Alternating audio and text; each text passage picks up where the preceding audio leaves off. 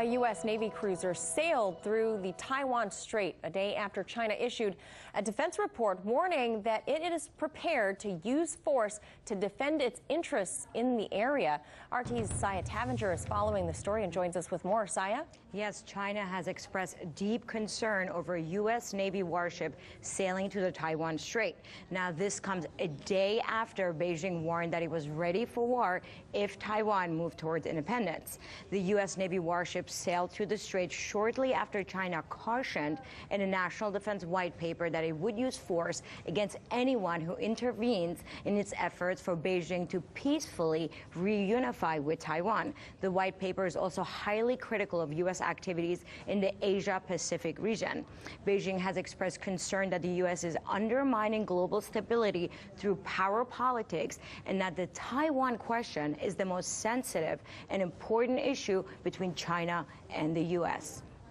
China is paying close attention to the passage of U.S. warships through the Taiwan Strait, and we have monitored the full process.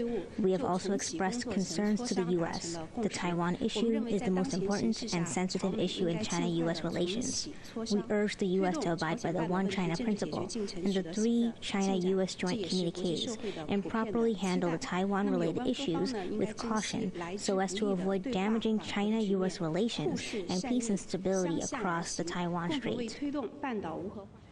Taiwan is among a growing number of flashpoints in the U.S.-China relationship, which include a trade war, U.S. sanctions, and China's military position in the South China Sea, where the U.S. conducts navigation patrols. On the other hand, lawmakers see China as their #1 counterintelligence threat to the U.S. right now.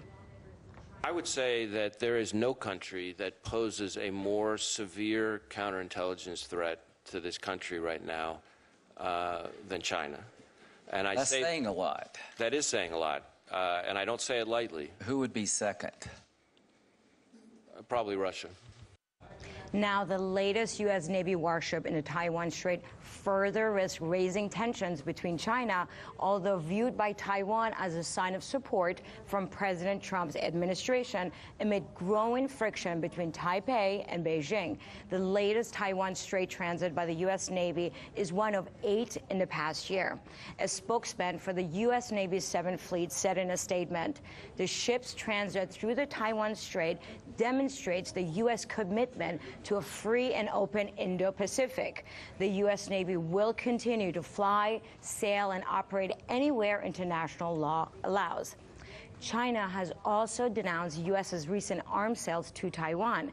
And although the U.S. has no formal ties with Taiwan, they are the main source of arms sales to the island. And just earlier this month, the U.S. approved the sale of $2.2 billion in arms to Taiwan, a proposal that prompted China to threaten sanctions against the U.S.